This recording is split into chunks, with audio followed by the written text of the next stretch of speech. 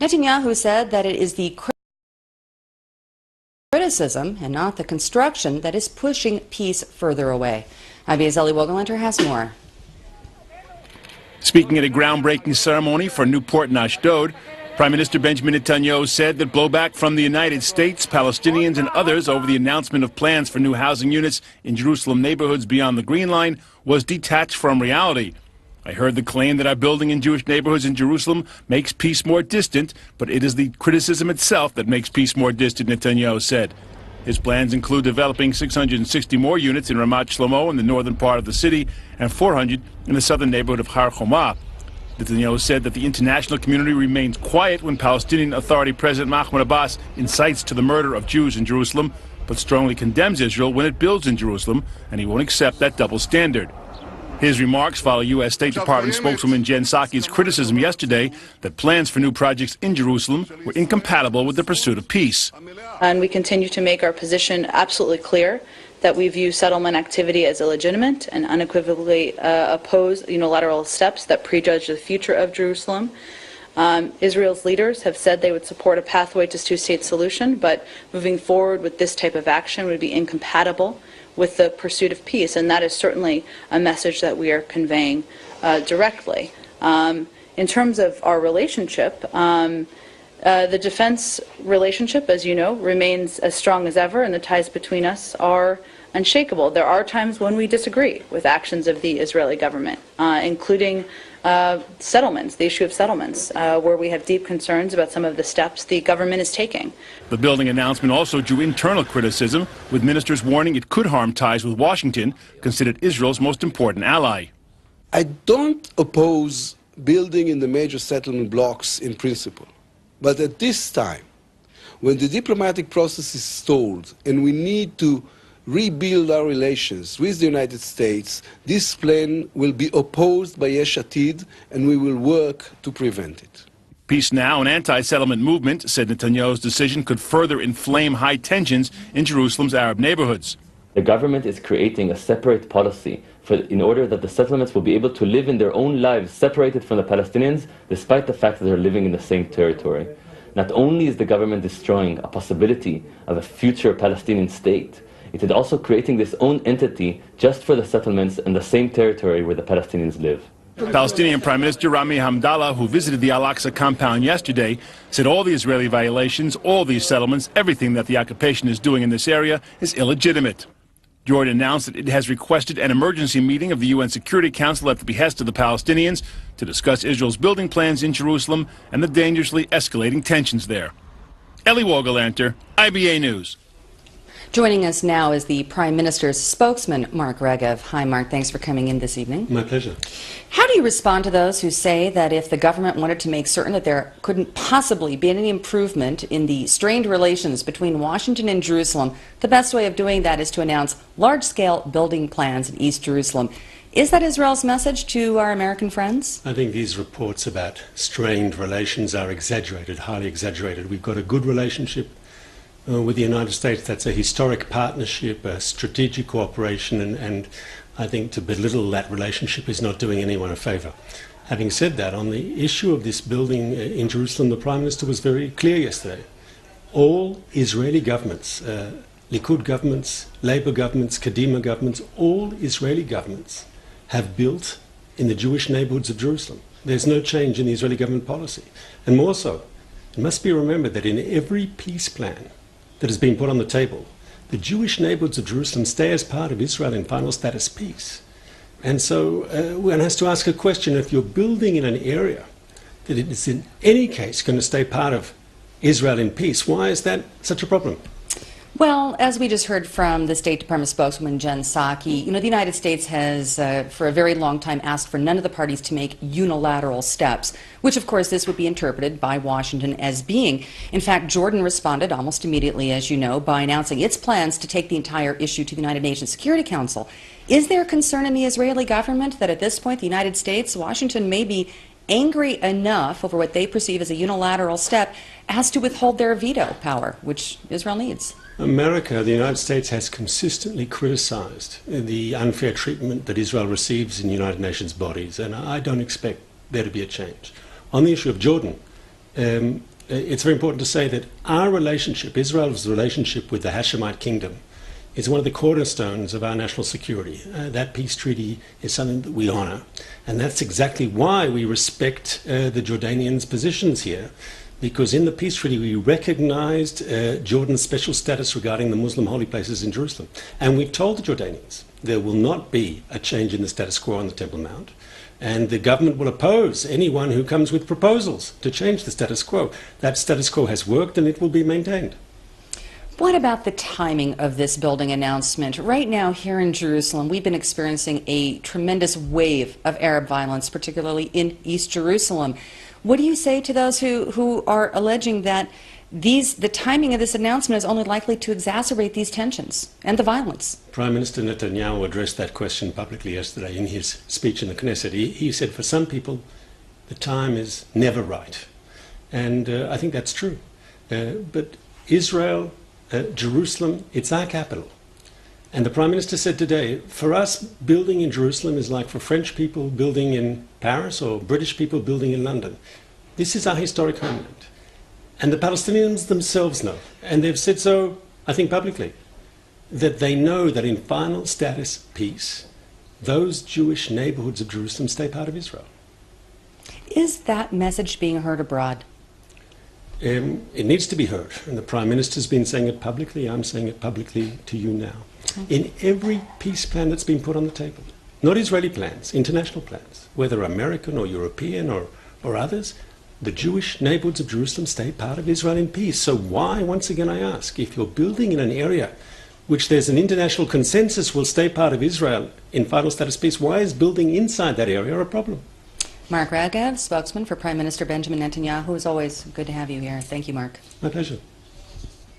Jerusalem Mayor Nir Barkat today made an unannounced visit to the Temple Mount, accompanied by police commanders. Barkat said that he wanted to view security arrangements with his own eyes in the wake of the recent wave of Muslim rioting.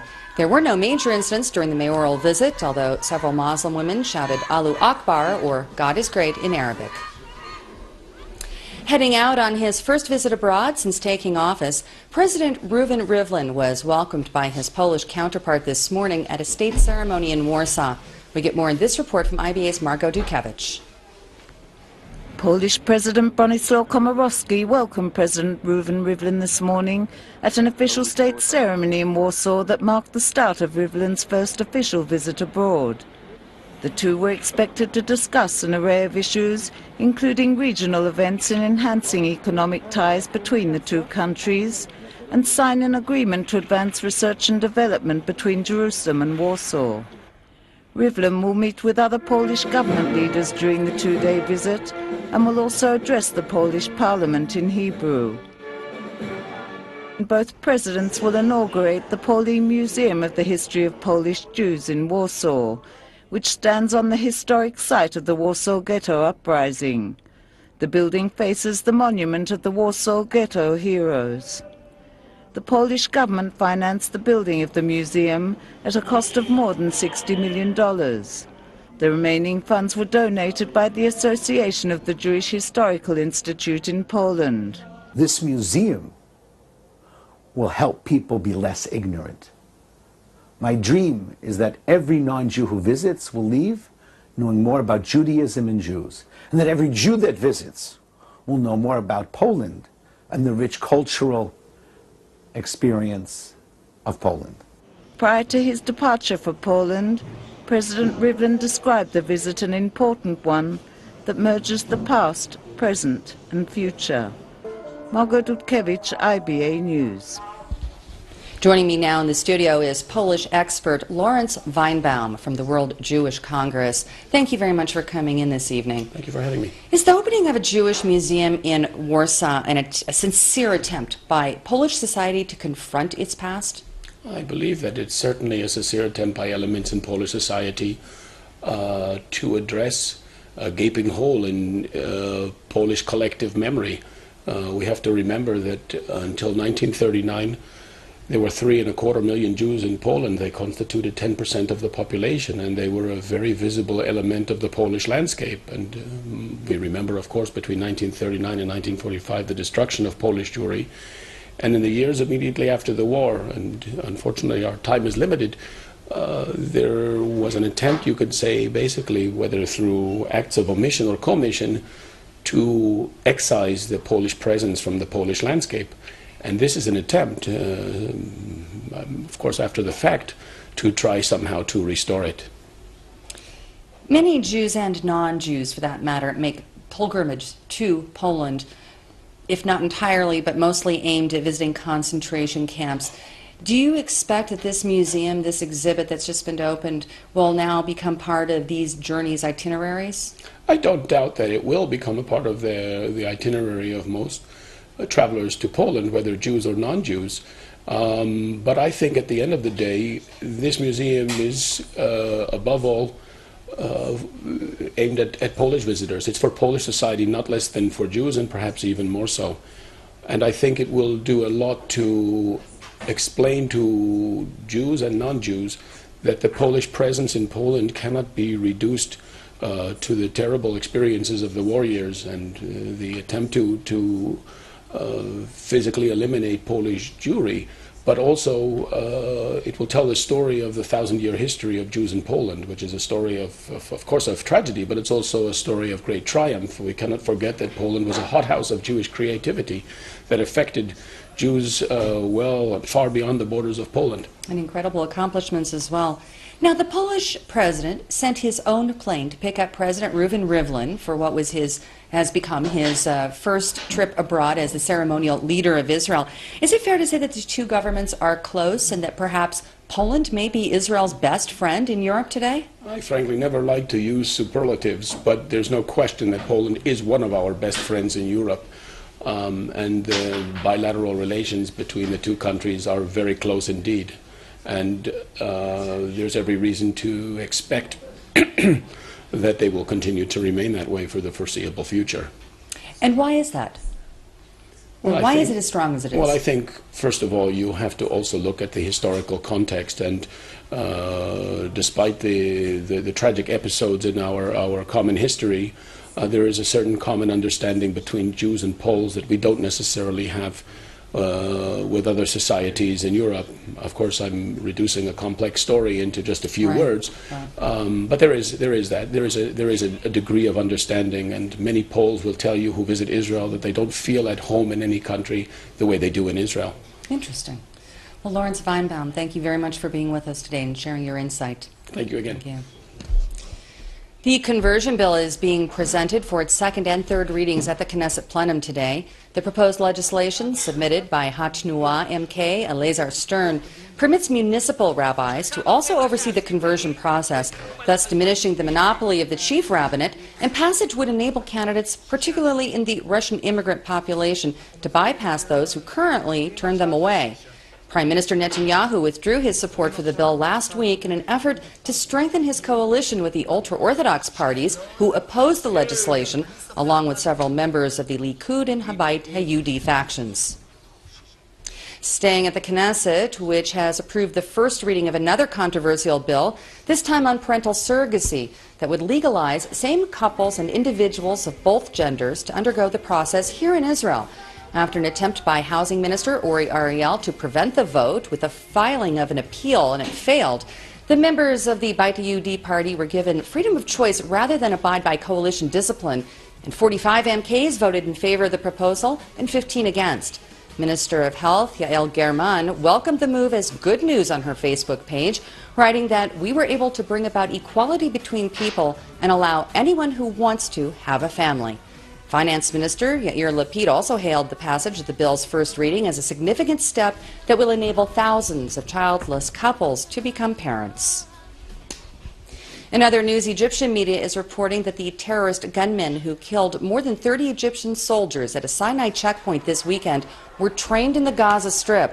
According to the Al Watan Daily, the Islamic insurgents used stolen Israeli explosives and equipment taken into the peninsula from Gaza through smuggling tunnels.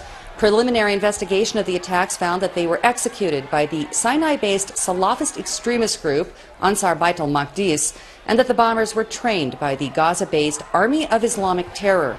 Officials in Cairo are directly accusing Palestinian terrorist elements of involvement in the attacks, while Hamas is vehemently denying that any of its forces had anything to do with the incident.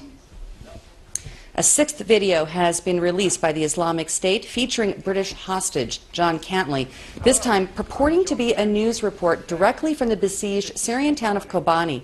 Speaking directly to the camera, the British journalist claims that the United States and world media are lying about Kurdish victories in the strategic border town, saying that instead it is firmly in the hands of the Islamic Mujahideen. The 5.5-minute tape was presented as a foreign correspondent-style report posted on social media and is filled with ISIS boasts of conquest.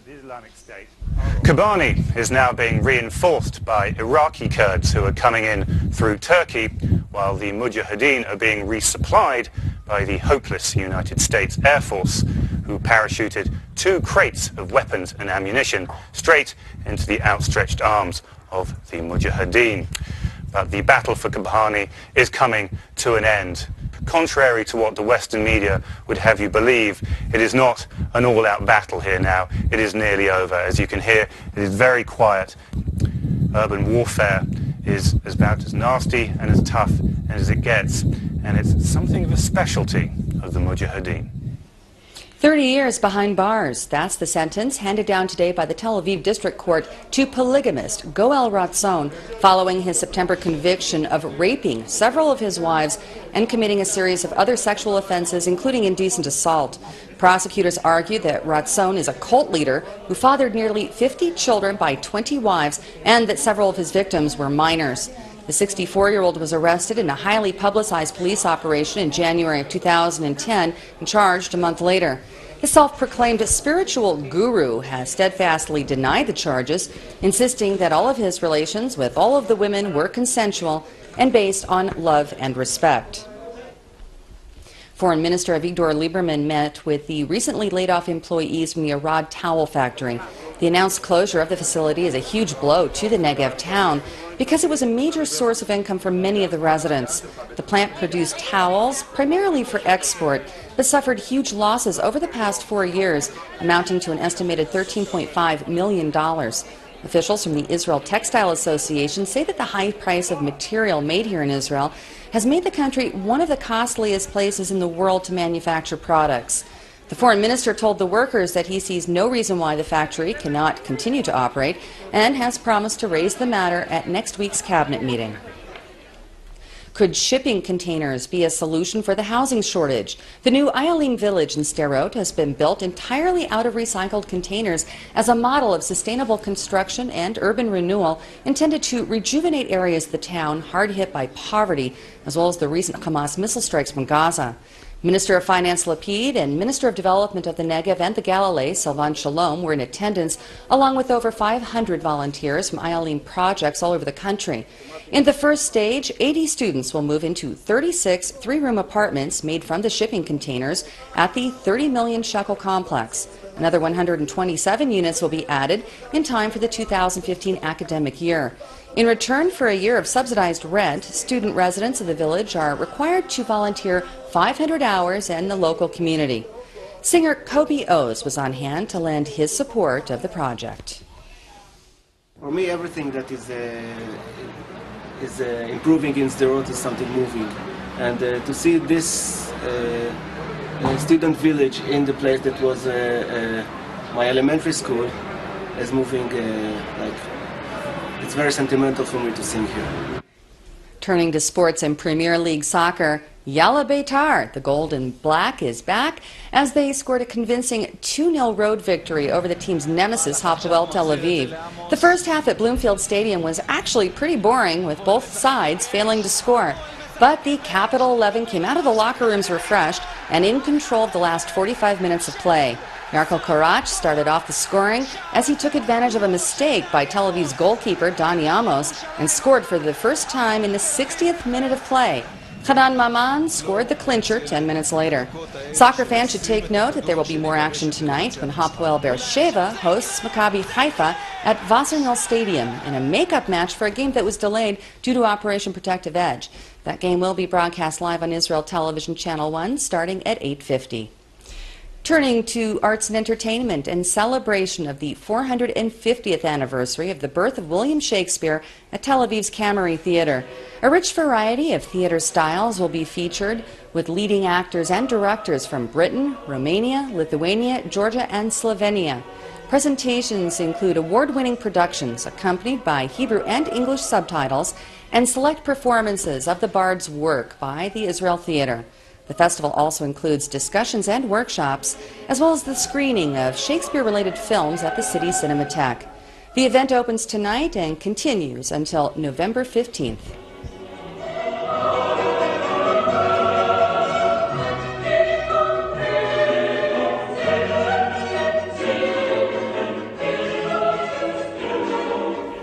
Taking a look at local finance, and as good luck would have it, the shekel today increased in strength against all major foreign currencies. The share prices on the Tel Aviv Stock Exchange rose across the board.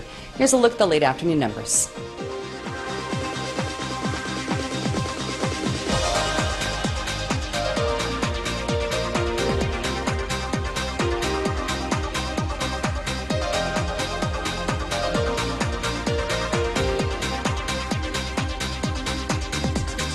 The IBA weather team says we can expect clear to partly cloudy skies and another slight drop in temperatures tomorrow, accompanied by the chance of isolated sprinkles of rain here and there.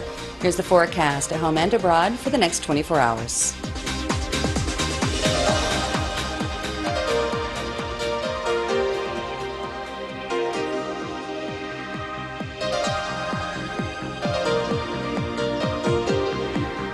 Thank you for being with us this evening. Laura Cornfield will be at this desk tomorrow to bring you the latest breaking news from Israel. I'm Erin Viner, wishing you a great evening and shalom from Jerusalem.